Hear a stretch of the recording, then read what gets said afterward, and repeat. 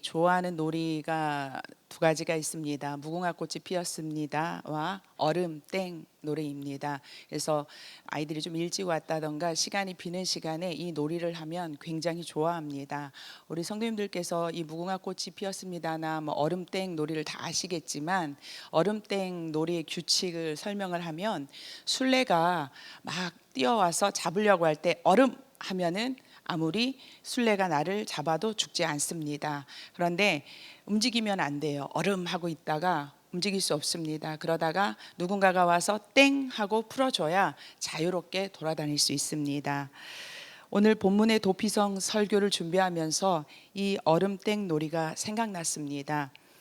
보복자가 칼을 들고 무섭게 쫓아오더라도 도피성 안으로 피하는 순간 죽음을 면할 수 있고, 얼음땡 놀이에서 누군가 터치를 해서 땡 하고 풀어주는 순간 자유를 얻는 것처럼, 대제사장이 죽는 날 도피성 안에 있던 모든 도피자들은 자유의 몸이 되었습니다.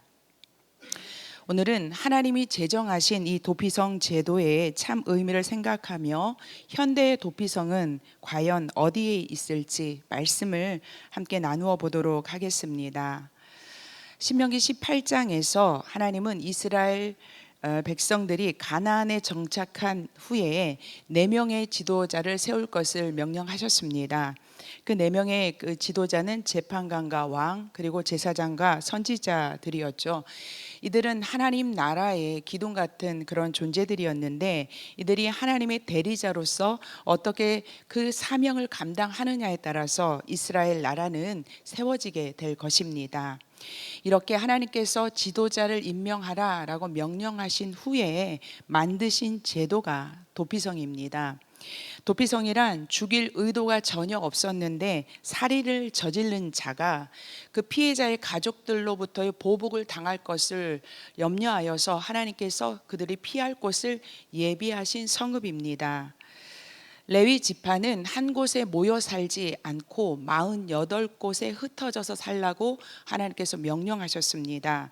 그들은 성읍 주변에 백성들을 모아서 그들의 제사를 담당하고, 그리고 율법을 가르쳐 주어서 이스라엘 백성들이 영적으로 타락하지 않게 하는 그런 방부제 역할을 하도록 하나님께서 세워주셨습니다. 도피성은 총 6개였는데요. 이 레위인들에게 분배된 48개 성읍 중에 이 포함이 되어 있습니다. 하나님께서 다른 곳에 별도로 도피성을 만들지 않고 레위인들의 성읍에 도피성을 지정하신 이유는 이렇습니다. 도피성은 살인의 고의성이 있는지 없는지 재판하기까지 안전하게 머물 수 있는 곳이었는데, 이 사람이 실수로 죽인 것인지 아니면 고의로 죽인 것인지를 가장 공정하고 객관적으로 판결할 수 있는 사람들이 레위인들이라고 생각했기 때문입니다.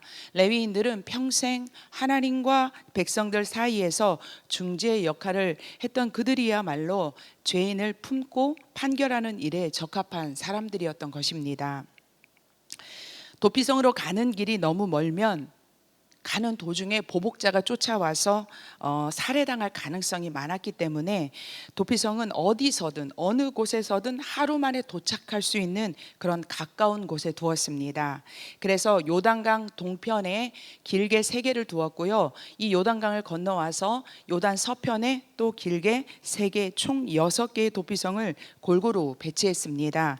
그리고 도피성으로 가는 길은 항상 넓게 길을 닦아 놓았습니다. 그리고 죄인들이 도망가다가 걸려 넘어지지 않도록 돌도 다 치워놓고요. 그리고 갈림길이 있을 때마다 도피성이라는 이정표를 세워서 눈에 띄게 세워뒀습니다.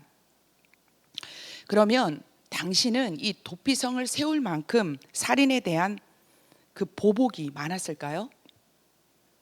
네, 많았습니다. 하나님이 실수로 저지른 이 살인자를 보호하실 만큼 당신은 살인이 빈번했다고 생각해야 합니다. 여러분, 기업 물을 자라는 말 들어보셨지요? 룻기서를 통해서 우리는 이 보아스가 나오미 가족의 기업 물을 자가 된 것을 알고 있습니다. 이 보아스는 잃어버렸던 땅을 그렇게 사주고, 그리고 룻과 결혼해서 엘리멜렉의 그 가문의 대를 이어 주었습니다. 이 기업 물을 자는 나와 가장 가깝고 또 그 중에서도 능력 있는 유력한 친족이 맡았습니다. 이 기업 물을 자가 해야 할 일이 있었는데 생명과 재산을 보호해 주어야 합니다. 한 가문의 생명과 재산을 보호해 주는 일이었는데, 보아스처럼 가난한 친족의 땅을 대신 사 주어서 그 땅을 되찾게 하거나 아들을 낳아서 대를 이어주는 일뿐만 아니라, 만약 내 친족이 억울하게 죽임을 당하면 피의 보복을 통해서 피값을 대신 찾아오는 일도 이 기업 물을 자가 해야 할 일이었습니다. 당신은 친족의 죽음에 대해서 보복하지 않는 것은 죽은 자에 대한 모독이었고요. 그리고 가문의 의무를 저버리는 수치스러운 일로 여겼기 때문에, 그래서 피의 보복이 많을 수밖에 없었습니다. 그런데 만약 죽일 생각이 없었는데, 요즘 말로 하면 과실치사거든요. 과실치사로 사람이 죽는 경우가 있다는 겁니다. 모세가 오늘 5절 말씀에 한 가지 예를 들고 있습니다. 제가 5절 말씀을 읽도록 하겠습니다. 가령 사람이 그 이웃과 함께 벌목하러 삼림에 들어가서 손에 도끼를 들고 벌목하려고 찍을 때에 도끼가 자루에서 빠져 그의 이웃을 맞춰 그를 죽게 함과 같은 것이라. 이런 사람은 그 성읍 중 하나로 도피하여 생명을 보존할 것이니라. 두 사람이 나무를 하러 산에 갔습니다. 나무를 베다가 사고가 발생했는데, 도끼가 자루에서 빠져서 날아가는 바람에 옆에서 일하던 자신의 동료가 그 도끼에 맞아 죽었습니다. 도끼 주인은 동료를 죽일 생각이 하나도 없었습니다. 그렇지만 죽었습니다. 졸지에 살인자가 되어버렸습니다. 이 사고로 도끼를 맞아 죽은 사람도 억울하지만 도끼 주인도 억울한 일입니다. 이 기막힌 소식을 피해자의 가족들이 듣고 그 아버지나 그 아들의 죽음을 헛되이 하지 않기 위해서 피해 보복을 준비하게 될 것입니다. 원래대로 하면 이 사고는 재판에 회부되어서 시시비비를 가려야 합니다. 이게 먼저입니다. 죽일 의도를 갖고 이 도끼를 자루에서 빼내고 의도성을 가지고 있었는지, 아니면 헐거워진 도끼인지 모르고 작업을 하다 벌어진 일인지 따져야 하는데, 재판관이 공정한 재판을 준비하는 동안 피의자의 가족들이 다 필요 없다, 나는 보복하겠다 라고 해서 이 피해 보복을 감행한다면 또 다른 억울한 죽음이 발생할 수도 있었습니다. 이런 억울함을 방지하고자 하나님께서 도피성을 마련하셨습니다. 자기 백성을 너무나 사랑하시는 하나님께서 그들 사이에 일어날 수 있는 재난이 무엇인지 미리 아시고 피할 길을 예비하신 것입니다. 성도 여러분, 신명기를 읽다 보면 하나님은 어쩌면 이런 것까지 생각하실까라는 그런 생각이 들 만큼 지극히 현실적인 하나님의 세심함이 많이 드러납니다. 하나님은 만유를 다스리는 분이십니다. 그런 분께서 소꿉장난하는 그런 어린아이와 같은 우리 인간들의 삶에 관심을 갖고 계신다라는 그 사실을 볼 때마다 정말 놀랍기만 합니다. 가나안은 유토피아적 환상의 나라가 아닙니다. 그 땅이 아무리 아름답고 젖과 꿀이 흐르는 하나님께서 예비하신 나라일지라도 하나님께서 당신의 완력으로 모든 것을 갖춘 완전한 사회로 만들지 않으셨습니다. 가나안은 하나님의 뜻을 따라 인간이 만들어 가야 할 공간이었던 것입니다. 불의의 사고로 사람을 죽인 자가 여러분 도피성을 향해 뛰어가고 있는 모습을 한번 상상해 보십시오. 또 그 뒤를 이어 보복자가 뛰어갑니다. 둘의 목적지는 같습니다. 한 사람은 살기 위해, 한 사람은 죽이기 위해 뛰어갑니다. 도피성에 발을 들여놓는 순간 도망자는 생명을 건지고 보복자는 거친 숨을 내쉬며 허무하게 돌아섭니다. 성도 여러분, 그렇다면 이 도피성이 피해 보복을 면한, 그 피해 보복을 하지 못한 피해자의 가족에게는 억울함만 남기고 도피성 안에 머문 가해자는 행복하기만 한 곳일까요? 도피성 안에 도망자를 한번 생각해 보았습니다. 그는 그리 넓지 않은 성 밖으로 단 한 발자국도 나갈 수 없습니다. 만약 나갔다가 잠복해 있던 보복자가 칼을 들고 기다린다면 그 칼날을 피해 갈 수 없기 때문입니다. 그는 부모님이 돌아가셔도 갈 수 없었고요. 사랑하는 자녀가 보고 싶어도 갈 수 없었습니다. 만약 그가 결혼을 앞둔 사람이라면 어땠을까요? 비록 목숨은 건졌지만 외로움과 단절의 장소가 바로 도피성이었습니다.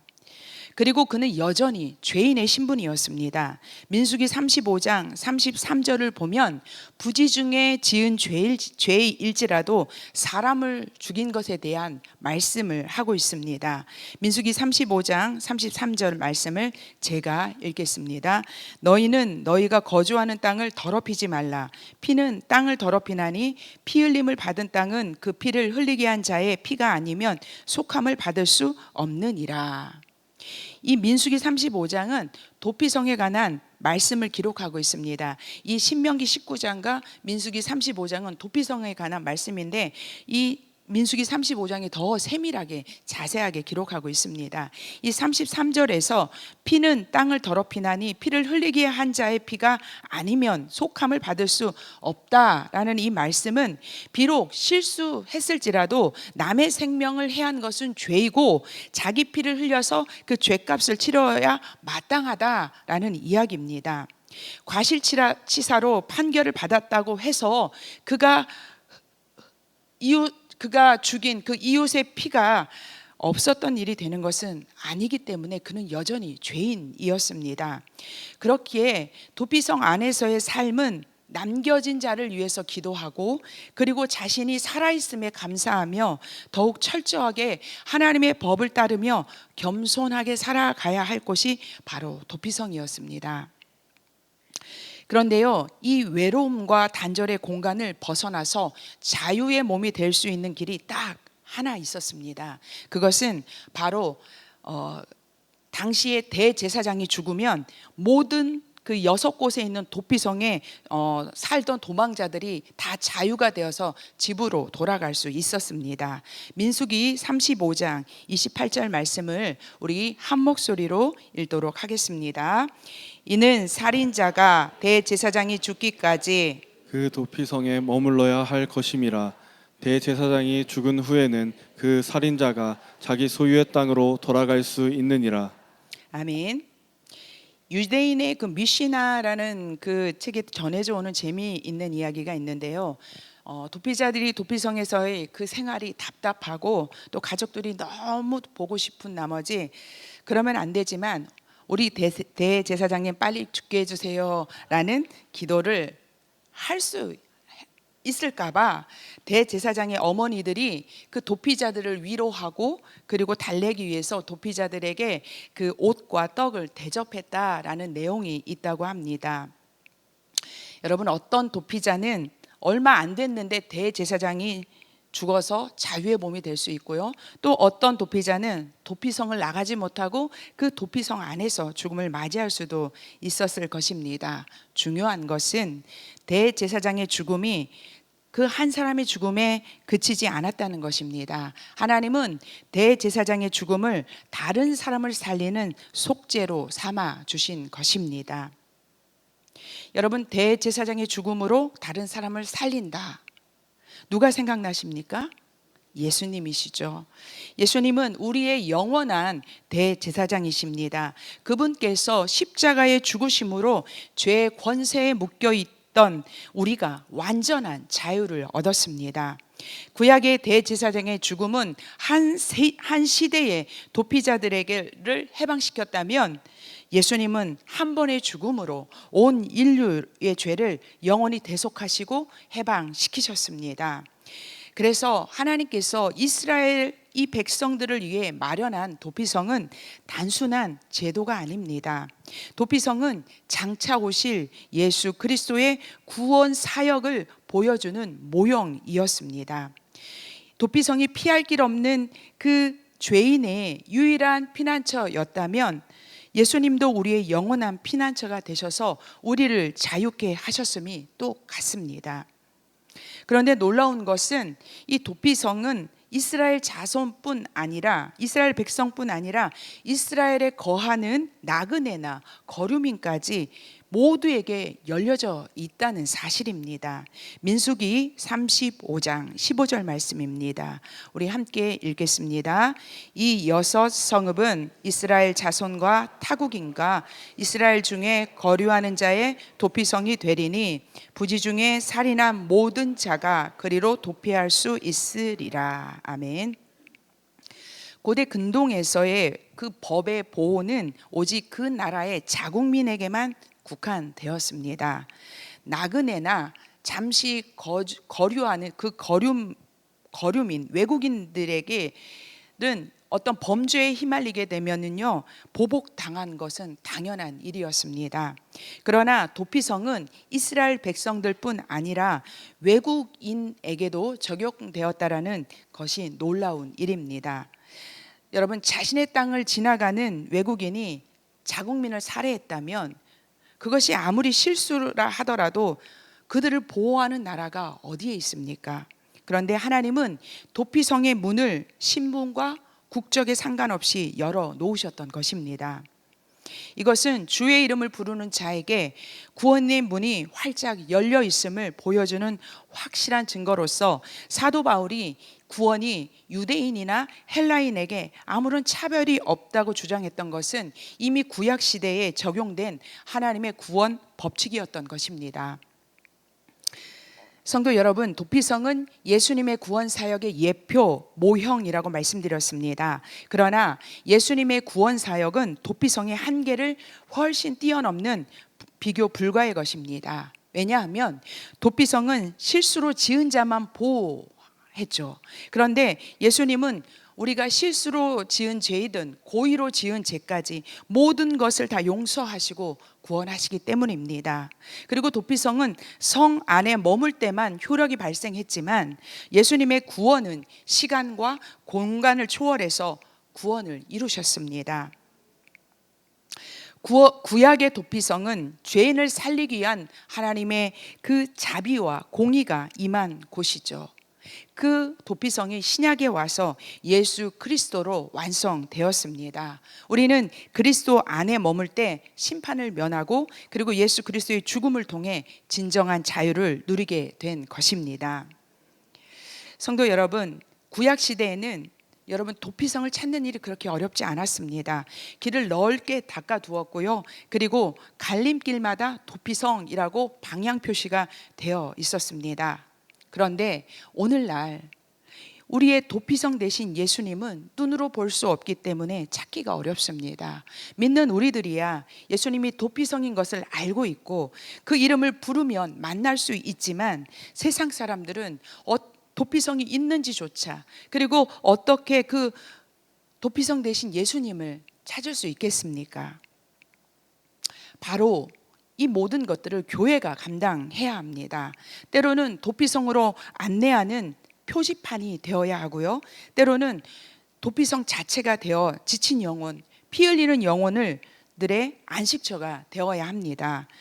여러분, 그러면 우리가 우리 현대의 교회들이 어떻게 해야 도피성으로서의 역할을 감당할 수 있을까요?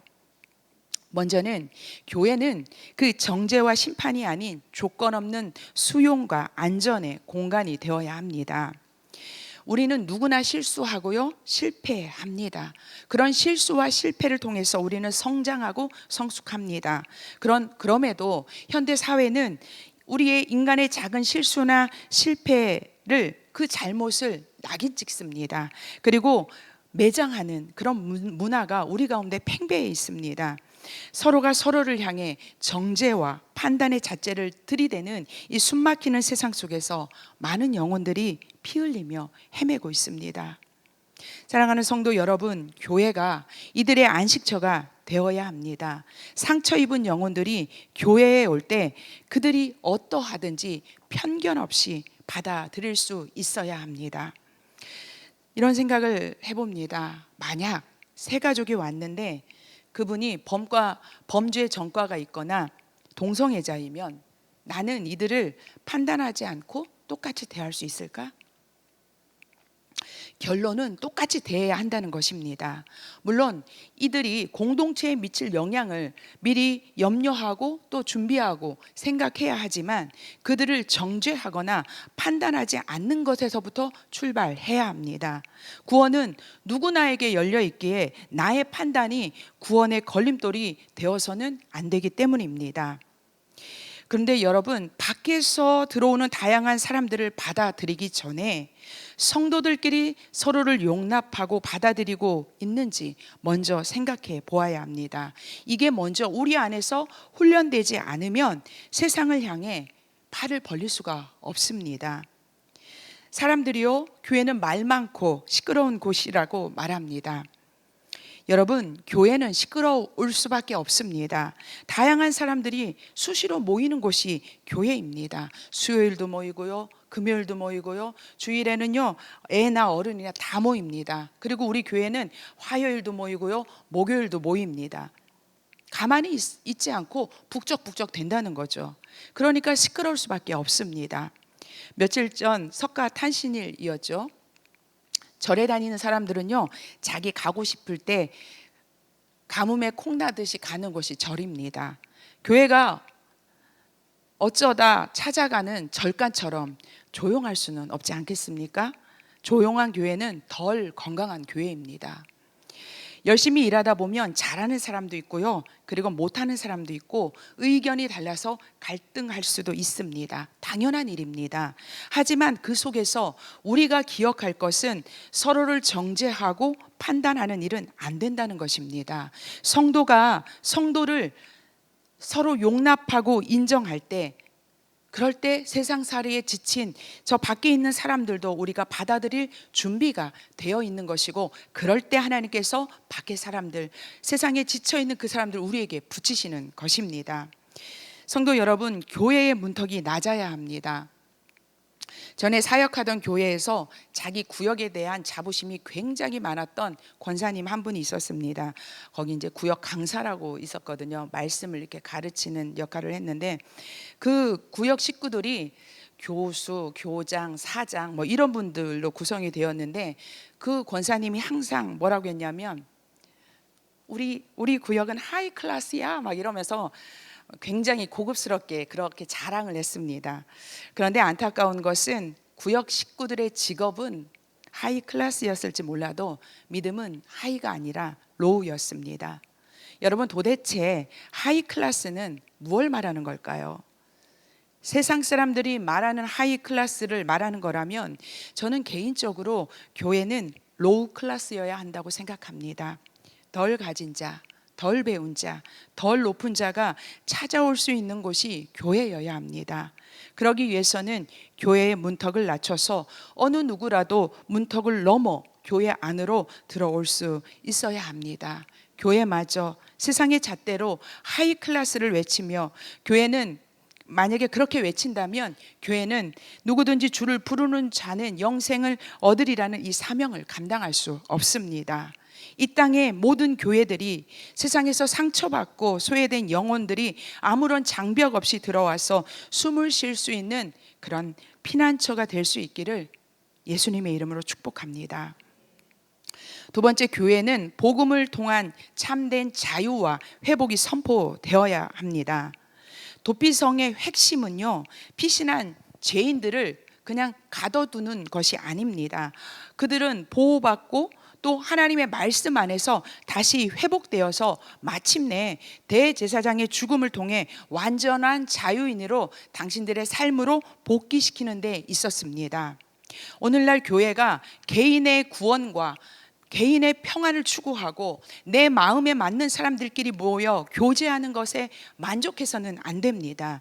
교회는 죄에 눌린 영혼들을, 그 상처 입었지만 어떻게 회복해야 할지 모르는 그 아파하는 영혼들을 위해서 예수 그리스도의 십자가의 구원을 선포해야 합니다. 교회가 복음을 전하지 않으면 날개 잃은 새와 같습니다. 날개 잃은 새는 비상할 수 없고 날고 있더라도 땅에 떨어지는 일밖에 없습니다. 교회는 세상이 듣든지 아니 듣든지 복음을 선포할 사명이 우리에게 있음을 믿으시기 바랍니다. 세 번째, 교회는 영적 도피성으로 인도하는 표지판이 되어야 합니다. 과거 이스라엘 백성들은 도피성으로 정말 달려갈 수 있도록 넘어지지 않도록 돌을 골라주었어요. 길을 넓게 닦아서 이정표를 세웠습니다. 마찬가지로 교회는 세상 사람들이 예수님이 찾아올 수 있도록 길을 안내하는 이정표가 되어야 합니다. 혹시라도 우리 교회가 빛을 발하지 못해 예수 그리스도를 찾지 못하면 어떻게 합니까? 혹시라도 우리 교회가 구원의 걸림돌이 되면 어떡합니까? 혹시라도 우리 교회의 문턱이 높아서 찾아온 영혼이 이 문턱을 넘지 못하고 돌아서면 어떻게 하겠습니까? 몇 달 전 주일 점심 식사 시간에 남루한 옷을 입은 남성 한 분이 밥을 너무 많이 먹어서 밥이 부족한 일이 있었습니다. 배고픈 분이 교회에 가면 한 끼 배부르게 먹을 수 있겠다 싶어서 찾아왔겠지요. 그런데 여러분, 우리 교회 밥이 또 얼마나 맛있습니까? 한 그릇은 안 됐겠죠. 두 그릇 먹고 세 그릇 먹고, 얘기를 들으니까 엄청 많이 몇 번을 왔다 갔다 하셨대요. 여러분, 만약에 다음에 그분이 다시 밥 먹으러 오면 못 먹게 해야 할까요? 혹시 그분이 저기 양지공원에 가면 저기 성산교회에 가니까 밥도 맛있고 먹어도 눈치도 안 주더라 라고 소문을 내서 자기 동료들, 배고픈 동료들을 더 많이 데리고 온다면 우리는 어떻게 해야 할까요? 여러분, 그분들이 와서 밥을 동낸다 할지라도, 우리가 먹지 못한다 할지라도 기쁨으로 대접하는 교회가 돼야 할 것입니다. 그럴 때 우리 교회는 주님께로 가는 길임을 알려주는 이정표가 되는 것입니다. 네 번째, 교회는 세상 속으로 찾아가는 이동식 도피성이 되어야 합니다. 여러분, 도피성은 죄 지은 사람이 목숨을 걸고 찾아가야 했습니다. 교회도 세상 사람들이 찾아와야 합니다. 그런데 성도는 세상 속으로 보내심을 받은 또 다른 교회 아니겠습니까? 우리는 각자의 삶의 자리에서 도피성을 만들어야 합니다. 세상은 지독한 병에 걸려 있습니다. 우울증과 중독, 자살로 몸살을 앓고 있습니다. 외로운 이들과 상처받아서 아파하는 사람들, 죄의 굴레에서 벗어나지 못하는 이웃들을 향해서 따뜻한 인사와 문자로 안부를 묻고 손잡아주는 이 작은 실천이 이 시대의 도피성을 향한 길닫기가 될 것입니다. 교회 안에 모여 우리만 행복한 그런 성도가 아니라 여러분 한 사람 한 사람이 찾아가서 돌보며 길을 닦는 그런 이동식 도피성들이 되시기를 바랍니다. 말씀을 맺고자 합니다. 살다 보면 내 의도와 상관없이 상처를 주기도 하고 받기도 합니다. 때로는 벼랑 끝으로 내몰리는 순간이 있습니다. 여러분, 그때 도피성이신 예수님을 기억하시고 주님의 품에 안기시기를 바랍니다. 세상은 우리의 실수와 실패를 판단하고 정죄하지만 예수님 안에는 결코 정죄함이 없습니다. 주님께서 완전한 안식으로 우리를 안아주실 것입니다. 그리고 그 품 안에서 자유를 맛보았다면 이제 교회의 문을 열고 세상으로 나갑시다. 길을 잃은 채 또 죽어가는 이웃들에게 복음의 이정표를 높이 들고 이곳에 오면 살 수 있습니다. 예수님 안에 생명이 있습니다. 라고 삶으로 복음을 외치는 저와 여러분 되시기를 예수님의 이름으로 축복합니다.